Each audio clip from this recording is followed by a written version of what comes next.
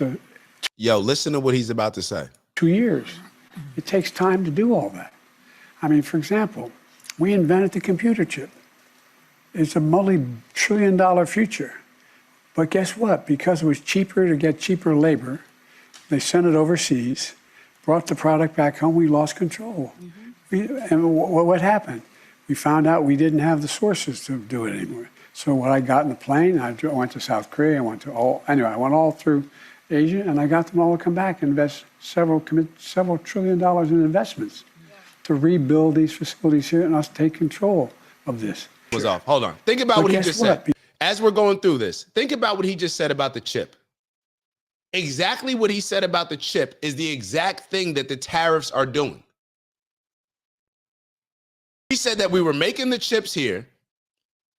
We started making them somewhere else because the labor was cheaper. And then when we started making them somewhere else, we lost control of it. And I had to go throughout all these Asian countries and convince them to reinvest into America. So if you're going to make the chips, you got to make them in America so that we would have control over them again. Isn't that the exact play of the tariffs? Isn't that exactly what Donald Trump has been saying with the tariffs? Isn't that what is happening with the tariffs? Things were getting made other places cheaper.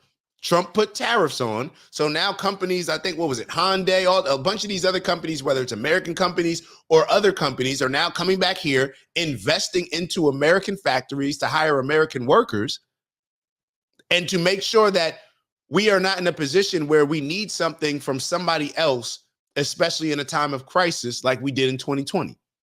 Oh, we need masks. We need to reach out to our enemy. Why are we supporting the economy of our greatest quote unquote enemy in the world, China? It just doesn't make any sense. Listen to that again. It takes time to do all that. I mean, for example, we invented the computer chip. It's a multi-trillion-dollar future. But guess what? Because it was cheaper to get cheaper labor, they sent it overseas, brought the product back home, we lost control. And what happened? We found out we didn't have the sources to do it anymore. So when I got in the plane, I went to South Korea, I went all through Asia, and I got them all to come back and invest several $1 trillion in investments to rebuild these facilities here and us take control of this. That's why, there's multiple parts to make a car. You need all these. And so, but none of it would take place immediately. The same way with, for example, I don't know what you Unc, what are you talking about, Unc? Trump is the reason. Listen to what Unc just wrote. Matter of fact, Unc, man, you're making it seem like Trump had anything to really do with the renegotiations of contracts that were already set in place and other trade organizations that were already set up there where many, Unc, what are you talking about? The stuff that I'm talking about is what Trump's tariffs have created. The uproar with Canada, the uproar with China. That's what I'm referring to. And the reason why I'm coming at Unc now, because Unc hit me up earlier today. You should have hit me up yesterday. Then you could have got on the show. You're supposed to get on the show Friday. You played around Friday. So that's why I'm poking a little bit at Unc. But like this is, y'all just can't give Trump credit for anything. Anything. So now, hold on. This is exactly what's going to happen. Unc is showing. I'm glad Unc wrote that. When these tariffs end up working, or as they're working, Trump's going to get no credit for the stuff that happens from them. But let something go south. Let one thing, he'll get all the blame without getting any credit for the wins that come with it. That's exactly what we're seeing. Unc, what are you talking about? Gains and futures that the market had in place for all the things that would debunk the idea that tariffs serve any benefit in a lot. You're missing me. I don't know, Unc. Matter of fact, you're right, Unc. You're right. Matter of fact, Unc, man, cam up. I'm tired, man. Unc, you want to cam up? There's the link, man. Tap in with us, and you give me your perspective. You jump on for the last 10 minutes, and you give me your perspective on the tariffs. Nah, there you got it. Or you can wait till Friday. It's up to you. Or you can wait till Friday. Come on now. And last thing I'll say, but one of the things I'm proudest of working for is changing the way in which drug companies can charge you for prescriptions. Yes. It's a fundamental change. It's changing people's lives. Uh-oh. They can now afford the medicine they need, but it just was kicking in. And so that was a mistake to not be able to advertise, figuratively speaking, and actually. We getting Unc on here. All right, you on, Unc? Everybody can hear you. All right. So tell me where I'm wrong. Tell me what I'm missing with the tariffs.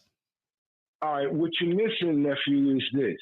A lot of the tariff problems that Trump is taking responsibility for right now is stuff that companies were already in negotiations with. Now, I'm not saying that everything that he did was democratically or republicanly right, because I can see the benefits in a lot of what he did. However, the way that they went about it was the bad way, because you still got to stop and think about the amount of truck drivers that are suffering right now as in regards to the tariff problems.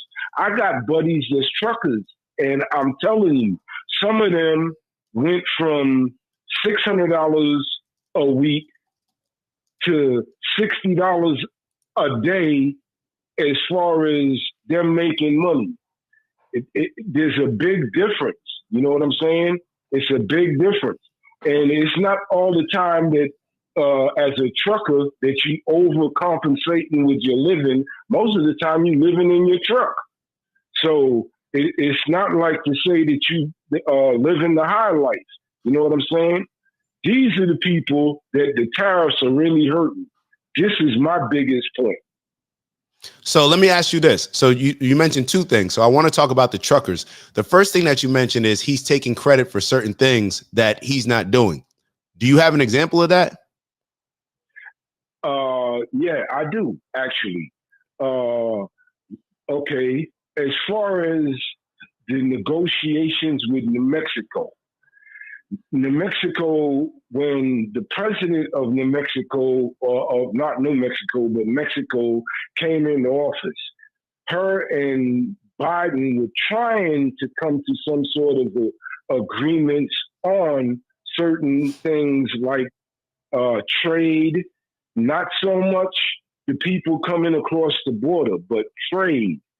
They were looking to build multiple factories for American businesses like Boeing, Hyundai, even Levi's was supposed to be building a plant down there.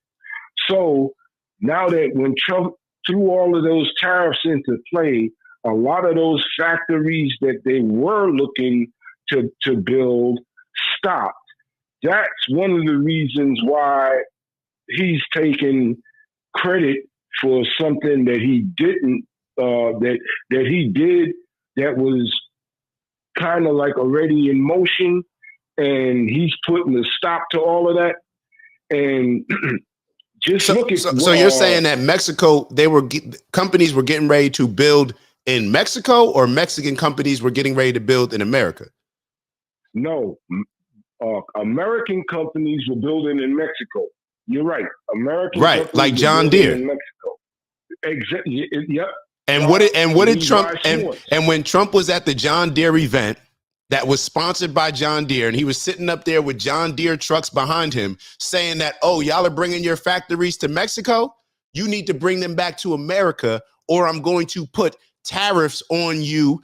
But because what you're doing is when you take your factories outside of America and bring them to Mexico, who are you hiring in those factories? You're hiring Mexicans. That means you're taking jobs away from Americans just so you can produce a cheaper product, which is hurting the American economy, helping your business. But now you're trying to produce it in Mexico. And then when Trump said what he said, what did John Deere decide to do? Bring that back to America, because he wouldn't allow them to take American jobs away. But here's the problem. Here's the biggest part of the problem. A lot of people don't have a good memory. when America was big on building,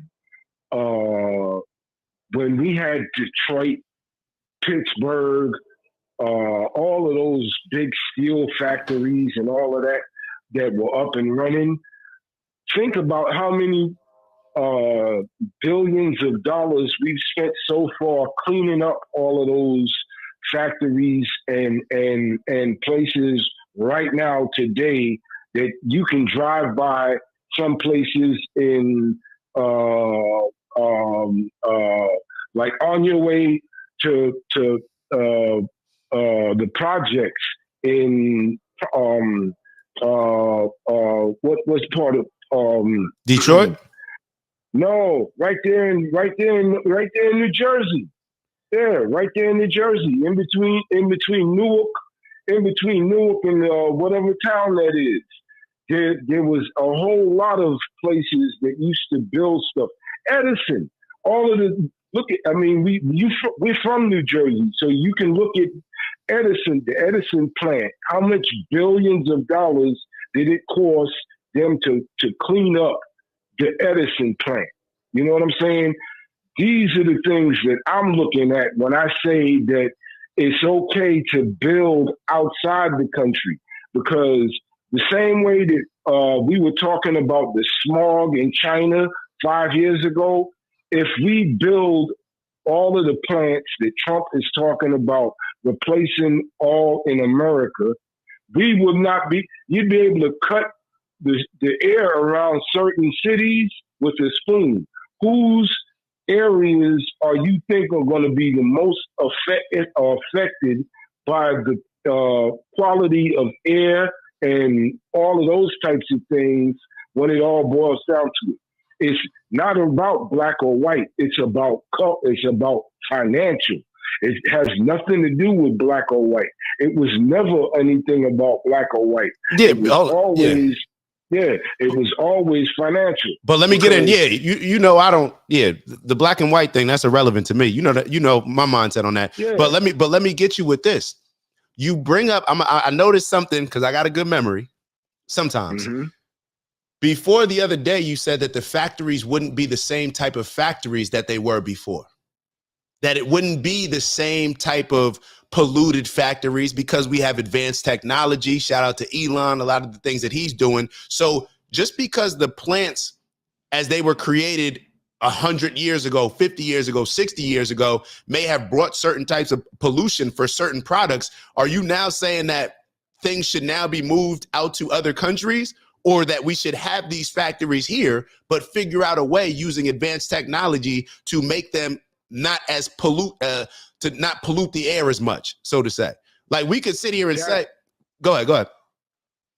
That would be my point. That would be my ultimate point. Yeah, but you got to give people a chance. You got to give people you can't just say move all the factories somewhere else and then not have anything here, because all it does is fracture our economy. But hold on. The next thing that you mentioned was the truckers.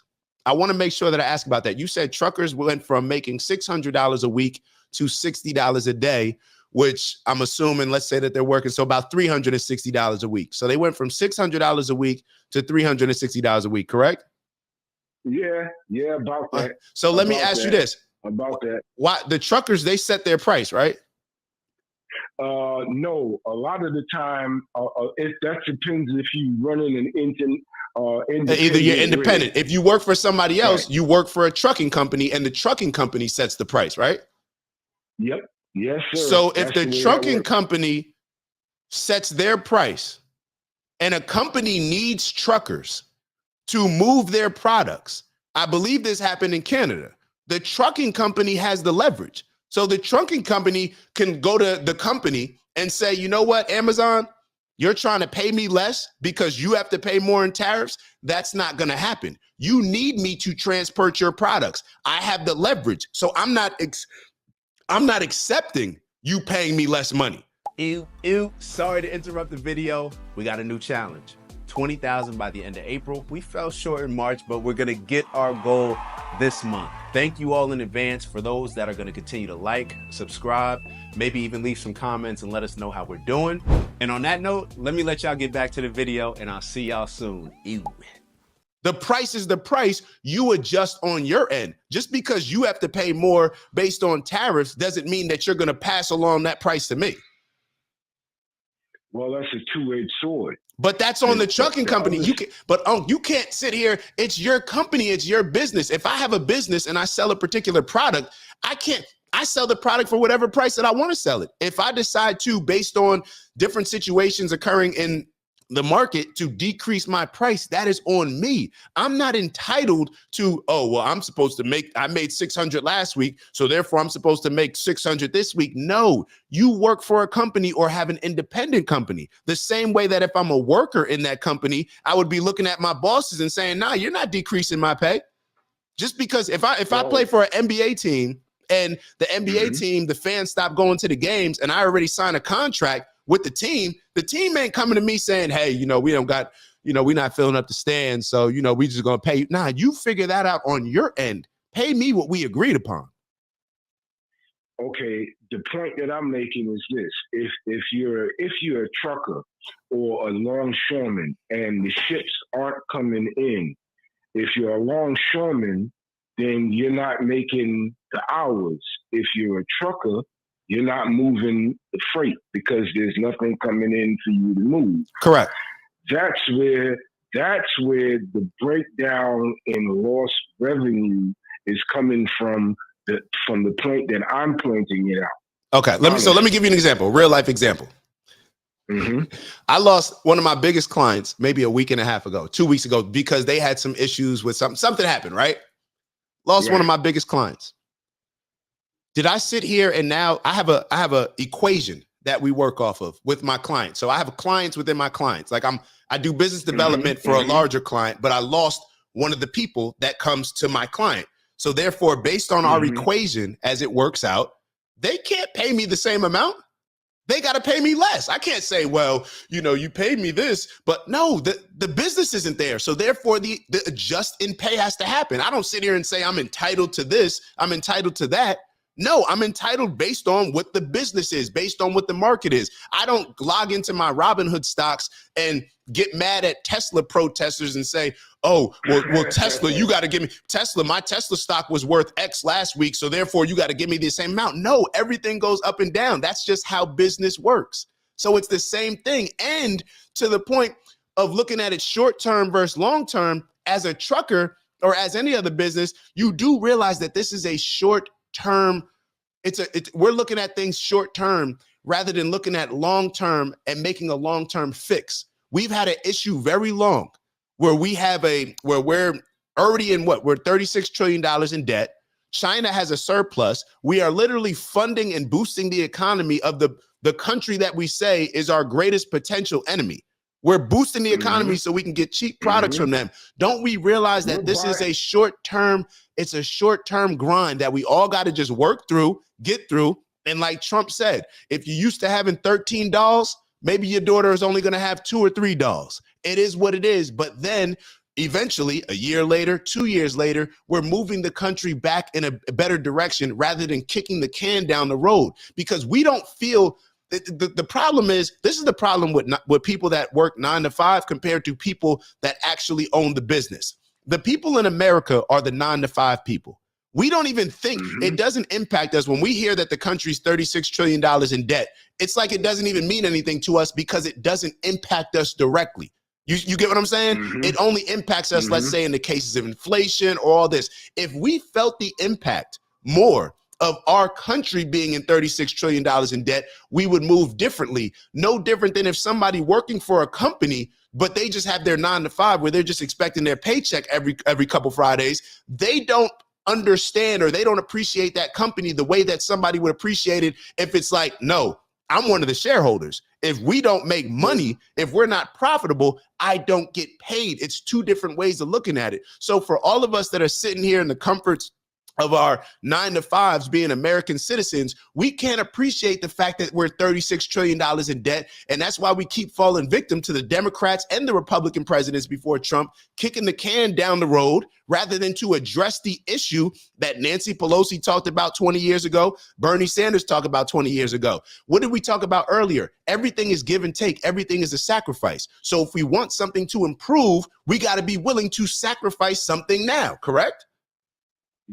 All of that's well and true.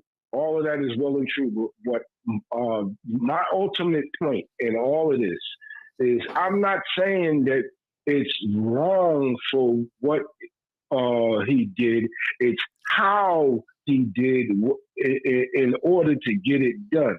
To me, it's the same way with Doge putting a chop saw to certain programs versus a scalpel to some government agencies. The difference to me is that I have a neighbor that lives 2 houses up. Her and her husband worked for the Department of Education, and now neither one of them work for the Department of Education. Hey, Unc. That is the difference. But Unc, so what? Let me remind you from one of the popular lines in Paid in Full. Niggas die every day, right? People lose jobs every day. Don't cry. You didn't cry for me when I got cut from the Colts. So don't cry for it. It happens, Unc. Come on, now we're gonna look at this is the problem, Unc. Don't you realize this is how they get you? One person loses a job, and now we're gonna set policy for the whole country based on how these couple people who worked in the education department lost their jobs. Let me ask you this. Is the education system in America good? No. Okay, hold up. So just stop there. So the education system is not good. Can we say that it's been bad? It has been bad my whole life. Okay, so if it's been bad your whole life and we have an education department that continues to get bad, what do you think should happen to that? Everybody's more upset about how Trump goes about trying to solve a problem. They're more upset at that than the people that actually cause the problems and the people that continue to allow the problems to just fester. We're talking about, Elon should have went with a scalpel. What does that even mean? Tell me, if Trump went about it the wrong way, how would you suggest Trump go about it? But nephew, they call it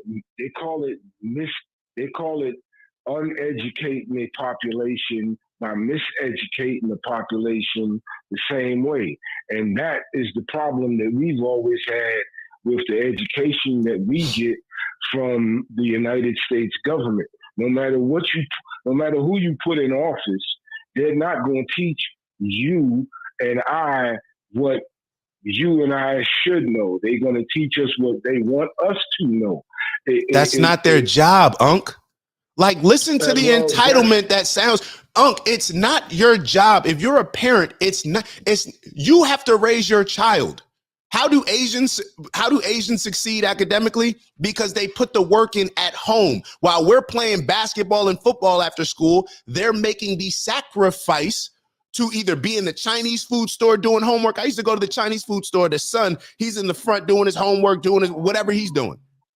They're investing into different things. What other culture Jewish people, my next door neighbor, my aunt and uncle, my Jewish family, they live right next door to me my entire life, paying all those outrageous taxes in Montclair, New Jersey. Do you think that they sent their kids to the public school system in Montclair, which is exceptional compared to a lot of other public schools? No, they sent them to private schools because they knew that their education would be more intentional in the private school. So we keep trying to act like the school system is designed to raise our kids. No, it is simply babysitting. It's babysitting so parents can go to work. And we sit here and look at the education system. You said it hasn't been working your entire life. So why do we expect it to work at any point moving forward? Trump put an axe to it, did something different rather than doing the same thing and expecting a different result. But we get so emotionally tied into, well, my neighbors lost their job. Your neighbors can go get another job. This is the entitlement. And for a lot of people who've never been in performance-based business, you think losing your job is if your job owes you. Your job don't owe you anything. This is true. So Yeah, then, this so is what? true. You lost your job. Get another one. Just like, This is so what? I true. lost my client. I didn't cancel a show. I didn't come on here crying saying, "Oh my God, I lost my salary. How am I going to pay my bills?" I looked at the situation and I adapted to what the situation was. I said, "Okay, boom. But I need to push more of this." that's the difference between me and you. That's the difference between me, you, and the other guy. But The why are other you guy lowering can't their adapt. standard? But why are you lowering the standard for everybody else? Like, why not raise the standard? Why not tell your neighbors, like, "Oh, you lost your job? Yo, let's figure this out. Like, we'll figure out how to get you in a different position. We'll figure out." Like, most people playing on losing teams, when you're playing on a losing team, like the Department of Education has been, you go into it thinking like, yo, it's like, shoot, I could get cut today. I can get cut tomorrow. But we become so entitled. We think that we can work for a failing organization, a failing education system, and still be entitled to doing our jobs, but then claim that we care about the kids that we're not properly educating. Like, come on, we can't have it both ways. Yeah, some systems are worse than others because, like the New York City, when I was growing up in New York City, we were the books that we had available to us were trademarked in like 1968, 1972, and I'm talking about while we're sitting in class in 1977. You know what I'm saying? Mm-hmm. So this is what I mean when I say that they would miscommunicate and miseducate the whole population because to them it's a system. If the same way we were talking about history, in the same way we were talking about life in itself, it's the same way that you train a man to think. And if you can train a man to think the way that you want him to think and be adaptive to just the things that you want him to be adaptive to, you got the right of the whole population. But that's on the man, Unc. Think about, you just said a man. A man can't train me to do anything that I do not agree to do. Just like the rappers are not forced. There's no gun put to your head and says, rap these nigga lyrics to the rest of these black people so they can destroy each other. There's no gun. You decide to sign that contract. You decide to take the money and you decide to put that out. You're a man. You can't call yourself a man and then say, I'm being forced to do this. No, that's not what men do. That's the whole point of us being leaders and standing on principles, right? Yes, this is true, but but the point that I'm making is the exact point that you're not seeing, and I can explain it to you just this way. The same way that you're talking about rappers. If I was, let's say, a member of Wu-Tang Clan, and any one of the youth from the whole world that can't even speak English, most of them know Wu-Tang lyrics. In today's time, it's become almost like a tradition or a set of rules that at a certain age, these are things that you do. That is where life has taken its biggest obstacle points in, if you ask me, from, because we've allowed the gimmicks of society to replace the functionality of a family life. It used to be a time where you used to come home to have fun. Not anymore. Now you come home to pick up your phone or sit down in a video game. Most kids can't have a conversation with another kid past a certain point because communication is all text. This is not something that I'm complaining about, but this is something that society has to adapt and move accordingly to also, which but all kids have to adapt to that, Unc. All kids, it's not just a black thing. This ain't just, like you said earlier, it's not just a black and white thing. All kids have to adapt to that. So why don't we look at the kids that are adapting to it better than others, and let's study and move in that direction rather than continuing to adapt the ways that we're allowing technology to control us, and it become detrimental to us.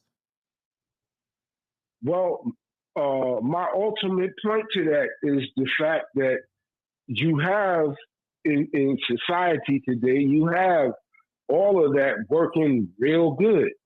But when we started talking about the whole aspect of education, education is something that you embody into a child, because 2 and 2 always have to make 4. You can't say 5 and 2 is going to ever make 9 unless you stepping up your math skills. You know what I'm saying? And now you got to put different uh, signs and symbols between the numbers in order to get it to equal out to that point. Some things in life you have to have uh, an influx of people helping you raise your child. It always takes, to me, a a community to raise a child versus just a parent. And you're definitely right. You're definitely right. A single person that grew up in a single household is always going to have that. Maybe you can call it guilt and shame versus a person that hasn't lived in a single household. Because even a person in a single household, you might have had men and women coming in and out the house as a parental state, but it would always be different to a boy than it would be to a girl, especially if the situation was a girl dad versus a boy raised by his mom or a girl raised by her mom, because you do have them types of perverts. I'm just saying. Yeah. So let me ask you this. You bring up a point. Who is that in the government's control, or is that in people's control? Deciding to just raise the kids in a 2-parent household, or to make sure that you're laying down with somebody that you would at least feel comfortable or has certain values based on you vetting them with some type of process to know that it's a great likelihood, or they at least have intentions of raising their kids in a 2-parent household. Because the same way that, you're talking about the education system and people not, being able to learn based on this, we learn how to play football. We learn how to play basketball. I was getting ready. I turned around to look at my old playbook. If you ever seen a playbook, college playbook, high school playbook, how come we can learn that playbook, but we can't learn the other things in school? It's because we're not interested in it. It's because we're not held to a standard that way. We're held to a high standard in basketball and football, but when it comes to being educated, we're not held to a standard. So that's where it always sets us back, because people always tend to make excuses. It's always blaming the teachers, blaming the education system, blaming this. No, blame your parents. Your parents, it's simple. You can't go outside today. You're reading this book. It's setting habits in the household. Now, if you're not in the household because it's just you and you got to work all the time, then it's going to be very hard to do that. But that's just to push people more to understand, just like you said, it takes a village. So here we can acknowledge that it takes a village to raise a child, but people will get offended when I say it takes a 2-parent household. And I fully feel and riding with you when it comes down to it takes 2 people to raise one child, nevertheless a household, simply because, like I said, I come from a large family where it was 6 boys and 6 girls. So if one of the 2 wasn't doing something right, all of us would have been messed up. And I mean tremendously messed up, because under the circumstances, that's how it all starts. Yeah. Oh man. No. Unc, leave us with some lasting words. We're gonna get back to. I just want to finish off this Joe Biden interview, but like I said, man, Unc's gonna tap in with us more. But Unc, I'll leave you with the last words, whatever you want to finish it off with, and then we'll get back into the interview. Okay. Well, always remember this: no matter what anyone says, at the end of the day, the outcome of responsibility all lies in your hand. You are the king and queen of your domain, regardless to how you look at it. Starting from birth to death, you learn something new every day. God be with you. I love that, Unc. Appreciate you tapping in with us, baby. Anytime, All right. anytime, anytime. I'll talk to you soon. And make sure you're still in the comments. We're going to finish off this Joe Biden. Oh, definitely, definitely. I'm riding with you. I'm about to go right there right now. Appreciate you, Unc, for real. One love, nephew. Yeah, I appreciate you too, nephew. One love. One love. I definitely appreciate Unc tapping in with us. Lisa, I agree. It's time for a change, a big change for future generations. This is why we need a better education system. Time for a change. If you've been a part of that education system, in my opinion, and you are associated with a losing team, then you can't be upset when you may lose something. You may lose your job. And, you know, it's just how things happen. When you're in a performance-based business, you understand this very quickly. So I don't know. Children need to do more sport to combat obesity. Education is irrelevant. AI is coming. Yo, I'll be totally honest. Teach your kids at home. Let them go to school to learn social skills and let them learn sports. What comes with that? Other than that, make sure that you're educating them at home. Make sure that you're holding them to a standard of learning something new every day, like Unc said. Because sports, that's what we're missing. Sport is far more, you will get far more knowledge from playing sports, in my opinion. It's crazy kind of even saying this, than school. The reason why I still think that you need to excel in school is more so because it teaches you that you can be disciplined enough to do something that you may not feel like doing in order to get a positive outcome. School is important. Getting good grades is important. But I do not see getting good grades as important just because you're learning certain things. I think getting good grades is important because it represents the knowledge, it represents the discipline, the commitment that you had, seeing something through, learning how to study for something, recall information, be responsible for it, and then complete it on a test. I think that that's important. Social skills, the soft skills that we talk about. Unc mentioned that kids grow up with this technology. We don't even know how to talk to each other. When you're in a school, you learn how to interact with different people. You learn how to convince people, how to sell people. All these different things, very important. You learn how to lead. You learn the dynamics of leadership. You learn how to follow in some ways, and you learn the dynamics of that. Then hopefully you learn how to communicate with significant others. You know, when you get to college, find your significant other. But sports definitely is going to teach you a lot of the valuable life lessons. But school it's still important to excel in school, but just maybe from a different, I'm looking at it from a different vantage point than others. But let's get back to this interview real quick. It's Dak. Just want to thank you for checking out our video and visiting the OG Network. If you enjoyed the video, please make sure that you give us a like. And if you're looking to join a community of inspired individuals striving for purposeful abundance, subscribe. And if you're feeling real generous, share the video with some friends and family. All right, I'll see y'all soon. Ew.